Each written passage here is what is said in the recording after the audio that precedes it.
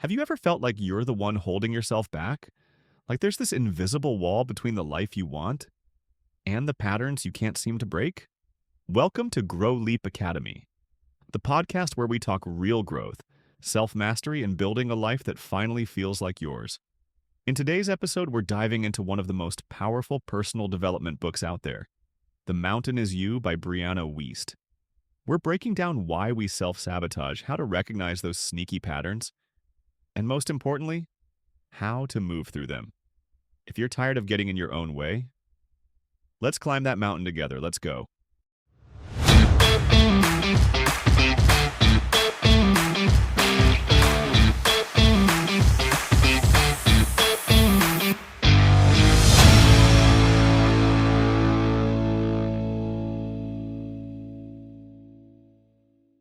Okay, so we got a really thought-provoking book suggestion from one of our listeners. Oh, yeah. What's that? The Mountain Is You by Brianna Wiest. Have you had a chance to check it out yet? I have. I actually just finished it this morning. And wow, there's a lot to unpack there. Yeah, I know, right? It really gets you thinking about those times when you feel stuck or overwhelmed, like maybe you're even getting in your own way a little bit. Absolutely. It's like that feeling of being your own worst enemy sometimes, you know? Exactly. And that's exactly what we're diving into today. We're going to explore this whole idea that sometimes the biggest obstacles we face aren't external, they're internal.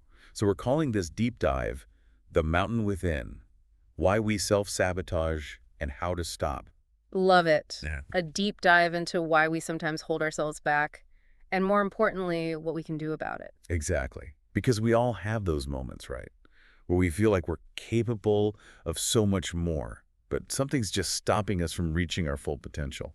Totally. And Weist's book really shines a light on that. It's not just about identifying those self-sabotaging behaviors, but understanding the deeper reasons behind them. Right, and she uses this really powerful metaphor throughout the book, which is where the title comes from, The Mountain Is You.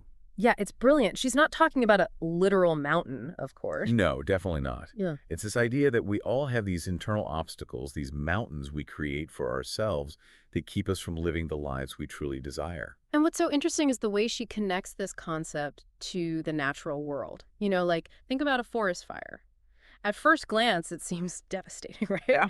But it actually plays a really crucial role in clearing out the old and making way for new growth. Wow, that's a great analogy. So it's kind of like saying those challenging times in our lives, those moments that feel like setbacks or failures, they can actually be opportunities for transformation and growth. Precisely. And that ties in perfectly with another key concept from the book, positive disintegration. It's this idea that sometimes things need to fall apart, to break down, in order for us to rebuild ourselves stronger and more authentically. That's powerful. Yeah. It's not just about things falling apart. It's about the necessary process of shedding old beliefs, old habits, old ways of being that are no longer serving us. It makes me think of those edge states, you know? Those moments when we're pushed outside of our comfort zones, when our usual coping mechanisms just don't cut it anymore. That's when real change happens, right? When we're forced to confront those parts of ourselves that we've been avoiding, it can feel really uncomfortable, even scary. For sure. Sometimes it can feel like hitting rock bottom. You know that feeling when everything just seems to be falling apart? I think we've all been there at some point. But the interesting thing is, according to Wiest, that kind of breakdown, that implosion, can actually be the catalyst for a major breakthrough. It's like that intense pressure that builds up right before a star explodes into a supernova. So it's like a necessary breaking point before we can truly transform. Right. And at the heart of all this is that powerful metaphor we were talking about earlier, the mountain. It's not some external obstacle that's keeping us down. It's something that we create within ourselves. It's the tension between what we consciously want and what our unconscious needs are actually driving us towards. It's that inner conflict, that struggle between our desires and our fears. And what's fascinating is how deeply rooted the symbol of the mountain is in human history and culture. It's true. Across so many different cultures and throughout time, mountains have been seen as these representations of spiritual journeys, trials, challenges that seem almost impossible to overcome. Like that hero's journey archetype. Exactly. So when we talk about our mountain, we're tapping into this really primal understanding of growth through struggle, of reaching new heights by overcoming obstacles.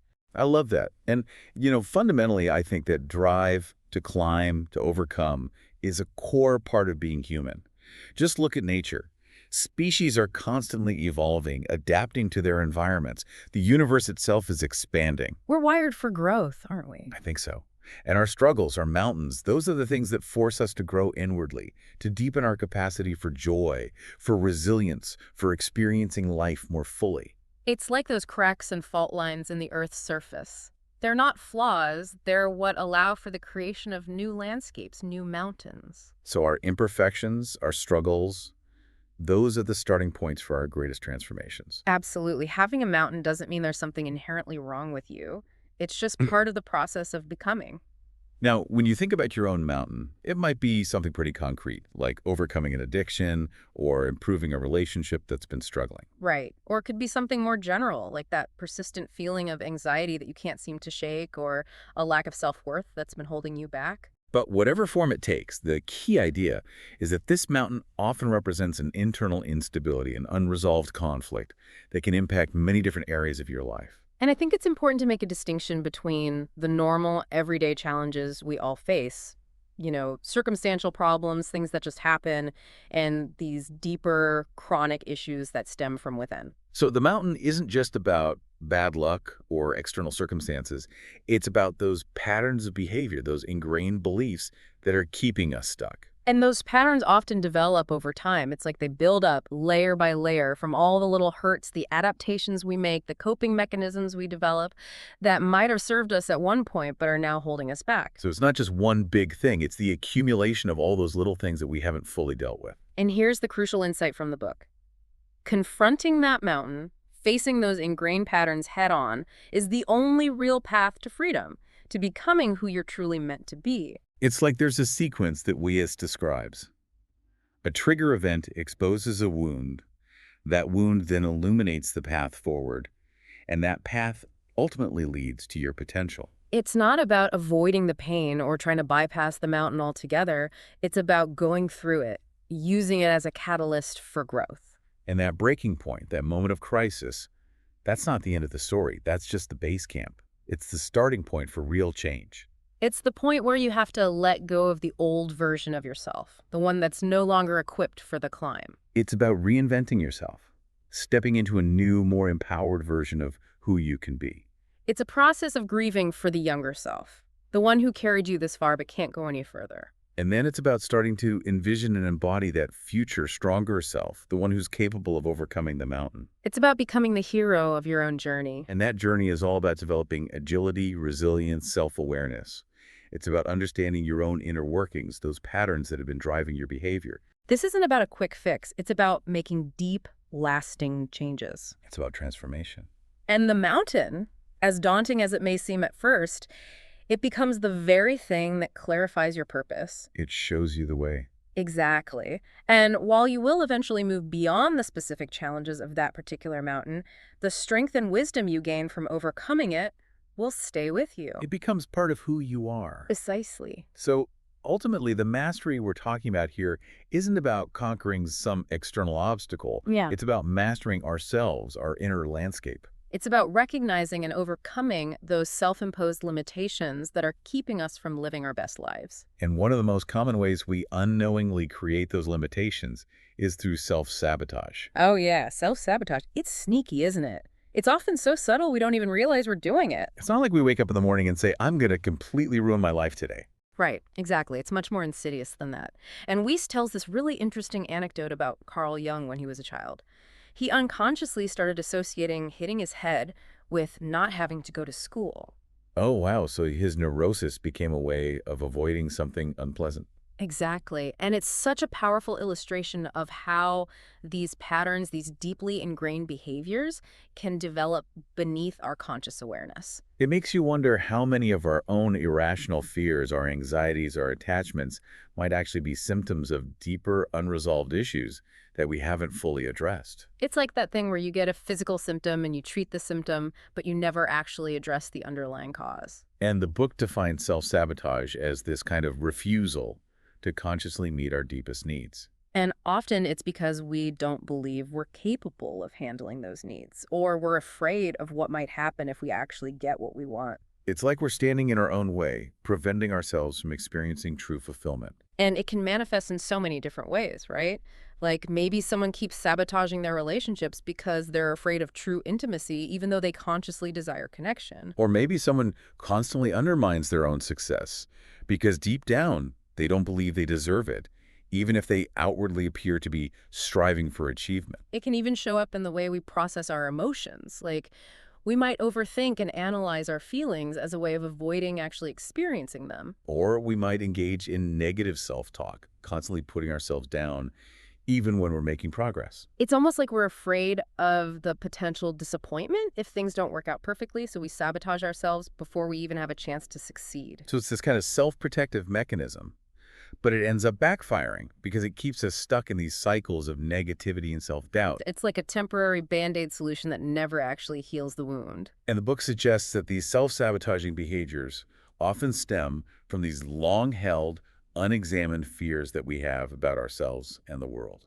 Fears of not being good enough, fears of failure, fears of loss, fears of the unknown. And those fears, over time, can become so ingrained that we actually become attached to them. It's like we become comfortable with our own suffering, with our own limitations. It's familiar, it's what we know. And what's particularly insightful is the idea that those vague, abstract fears we often experience can actually be disguises for deeper, more fundamental feels that we're not even consciously aware of. It's like our subconscious is trying to protect us by projecting those fears onto safer, more manageable targets. It's like that example Wiest gives of someone who has a phobia of being a passenger in a car.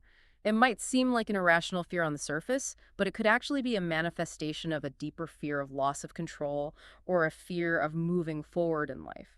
So if you only focus on treating the phobia of being in a car, you're missing the bigger picture.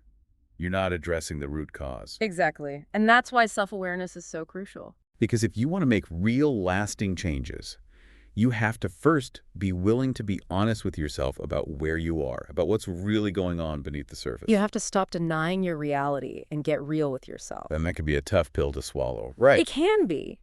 But it's also incredibly liberating because it allows you to finally start taking control of your life. And it's about making a conscious decision that you deserve more. You deserve to be happy. You deserve to live a life that feels fulfilling and aligned with who you truly are. And if you're constantly feeling stressed, anxious, unhappy, those are signs that something needs to change. And you can't just positive think your way out of those feelings. Right. It's not about pretending everything is okay. It's about acknowledging the truth of your experience and then taking steps to create a better reality for yourself. And that's why simply repeating affirmations sometimes doesn't lead to lasting change. If you're not addressing the underlying beliefs and patterns that are creating those negative feelings, the affirmations are just words. They're not going to have any real power to transform your life. And often, when we're avoiding the truth about ourselves, it comes out in other ways. We might blame others for our unhappiness, or we might constantly make excuses for why we can't change. It's like that saying, if you're always the victim, you'll never be the victor. Exactly. And the book really emphasizes that the first step toward healing and transformation is taking full responsibility for your own experience. It's about owning your choices, your behaviors, your thoughts, your feelings. It's about being honest with yourself about where you are, even if it's not where you want to be. And that honesty, that willingness to face the truth, is the foundation for everything else. It's the starting point for real growth. And ultimately, the most profound act of self-love isn't about pretending everything is okay. It's about having the courage to say, this isn't working for me anymore. I deserve better, and I'm going to do something about it. That's where the real journey begins. So just to recap a bit, the mountain we've been talking about, it's often an internal landscape.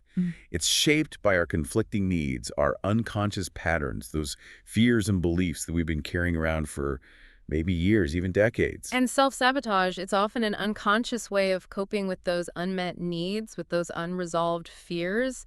It's like a temporary solution that ultimately keeps us stuck. So the key takeaway for you listening today is the power of self-awareness.